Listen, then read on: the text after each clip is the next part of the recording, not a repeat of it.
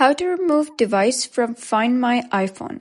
Hello guys and welcome back to the channel. In this video, I'm going to show you how you can remove a device from Find My iPhone. So let's get started. First of all, you're going to head over to settings of your iPhone and then you're going to go to the search bar and simply type in Find My.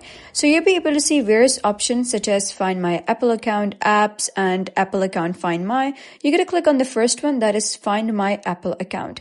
Once you do so, you'll be redirected to an interface like this. So here you'll be able to see the option of share my location. That is basically share your location with family and friends in messages and Find My, make personal requests using Siri on HomePod and use automations in the Home app. What you're going to do is simply toggle this off, and then after that you're going to go to Find My iPhone and then you can toggle this off as well. Once you click on it, they will ask you for Apple password. So simply type down your password and you're good to go. So that is basically how you can remove device from Find My iPhone. So if you find this guide helpful, give it a thumbs up and don't forget to subscribe for more helpful tutorials. I'll see you in the next video.